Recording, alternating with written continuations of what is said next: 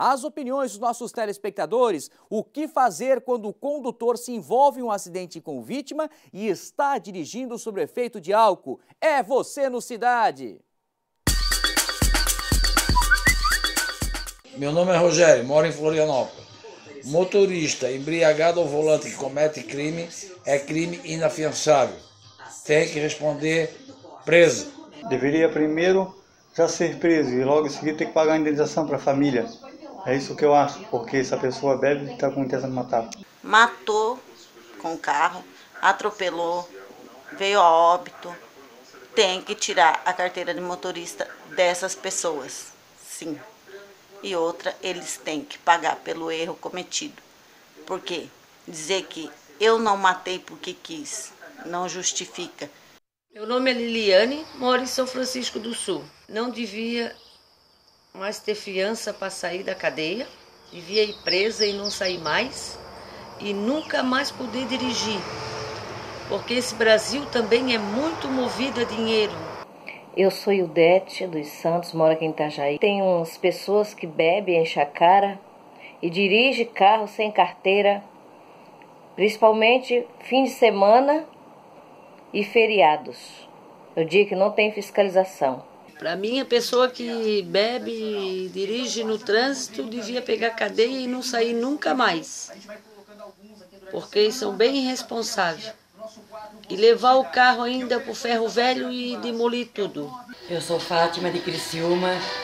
Eu acho assim que as leis estão boas, mas falta executar, colocar em prática.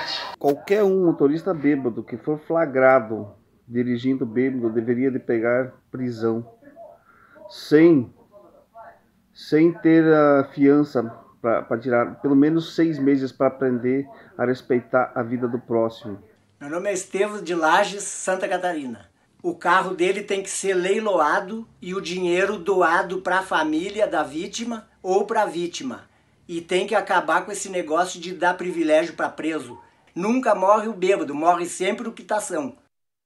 E pior que isso acontece mesmo, em vários casos. Pedro Queiroz, boa noite. O que achou da nossa interação com os nossos telespectadores? Diversas opiniões, hein? O pessoal concentra-se, né, Zanotto? Muito boa noite a todos que estão nos assistindo, ao sentimento de impunidade, né? Alguns até percebem quando falam na necessidade de prisão. Hoje, com a última alteração legislativa, você tem a prisão para essa hipótese do homicídio culposo com efeito de substância de álcool ou outro entorpecente de 5 a 8 anos.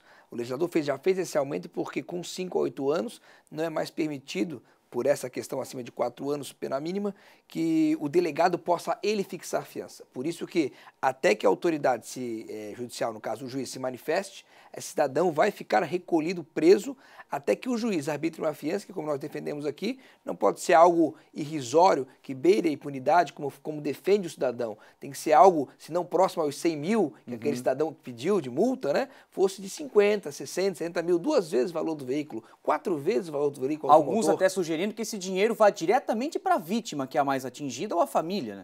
Essa é um outro sentimento nosso, que na realidade, além da questão penal, existe a questão civil. Né? E essa questão civil é exatamente essa necessidade, como muitos colocam, acompanhar as despesas médicos hospitalares da vítima, ou no caso, inclusive, as despesas de morte, e todas as situações, inclusive a indenização para os familiares, os menores, inclusive o acompanhamento para recuperar a perda daquele cidadão, do rendimento daquela pessoa que foi ceifada do direito do convívio com seus filhos, por uma questão absolutamente não mais tolerada pela sociedade, que é beber e dirigir. Pedro, me ajuda a entender o seguinte, pode trazer as imagens. Você falou do despesa que fica para a família quando perde o provedor. Esse caso aqui aconteceu em Itajaí, uma perseguição onde um motorista alcoolizado, drogado, fora de si, não parou na abordagem policial, atingiu um outro veículo, um Peugeot, onde estava um trabalhador, pai de 6 filhos e avô de 8 netos. Esse senhor que perdeu a vida durante a madrugada.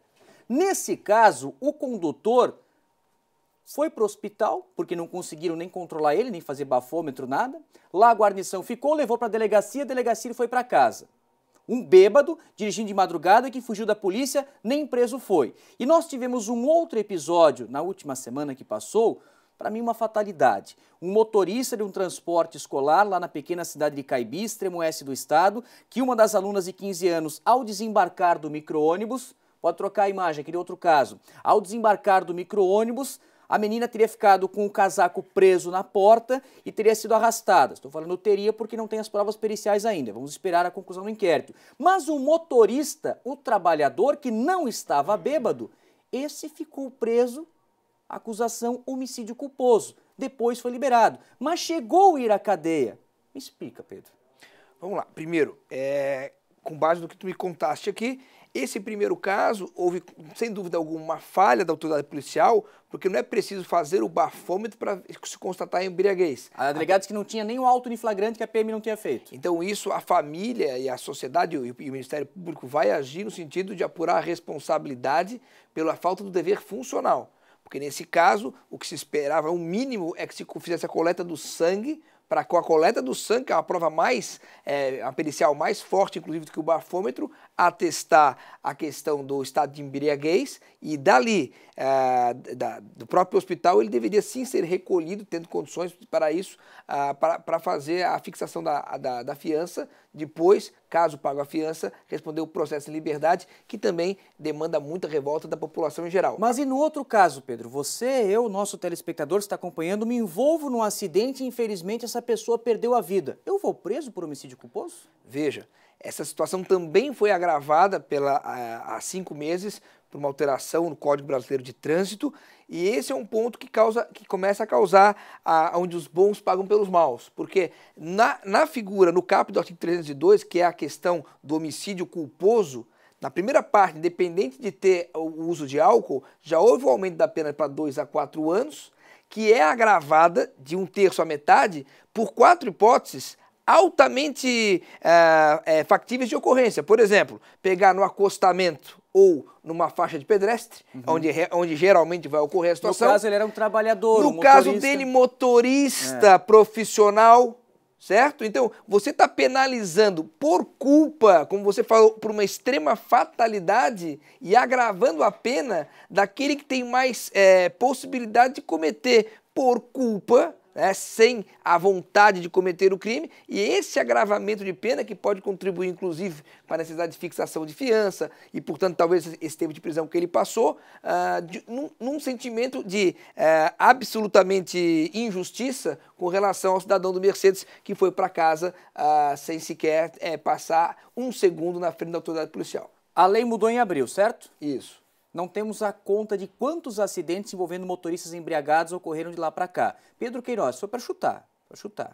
Quantas pessoas você acha que estão detidas no estado de Santa Catarina por esse crime? As pessoas se equivocam nesse sentido, Zanotto, porque elas vão passar a ficar presas, eu bato muito sempre nessa tecla, quando a fiança for de um valor tão elevado, do qual ele não tenha recursos para pagar a fiança. Quantos você acha? Quantos? Nenhum. Eu quero crer que ninguém tenha ficado preso até agora por não pagar a fiança. Então acompanha comigo Pedro Queiroz, porque a nossa produção procurou durante 2 semanas e veio informação que, de acordo com a Secretaria de Cidadania e Justiça do Estado de Santa Catarina, 15 pessoas estão detidas aqui, as unidades, as UPAs, presídios e penitenciária, 3 em Chapecó, 4 em São Pedro de Alcântara, 1 em Palhoça, São Cristóvão, Itapema, Itajaí e também em Maravilha. 15. É um começo, Zanotto, é um começo, e se você for fazer a pesquisa mais a fundo, o desafio da tua equipe é fazer, vai verificar que nesses casos, no caso, o parabéns tem que ser dado para a juíza que deve ter fixado, o juiz ou a juíza deve ter fixado fianças absolutamente proporcionais ao sentimento de impunidade e revolta da população. Ou seja, como eu repito aqui, uma Mercedes de 100 mil, pague 400 mil de fiança. Um Fusca de 20 mil, de 30 mil, pague 70 mil. E essa pessoa vai começar a ter a responsabilidade, porque o veículo, evidentemente, é uma arma, Zanotto, né? Sim. Então você tem que ter a consciência, não apenas de se beber, não dirigir, mas que a todo momento, quando você está dentro de um veículo automotor, você está na possibilidade de transformá-lo numa arma por um simples descuido. Podemos falar que também de atender o celular, todo esse tipo de infração que pode, de fato, levar a óbito a vida do seu semelhante. Então, a responsabilidade em dirigir não é apenas não beber, é a responsabilidade de estar ao volante com consciência e numa situação sempre de capacidade de fazer o melhor possível para ter segurança no trânsito.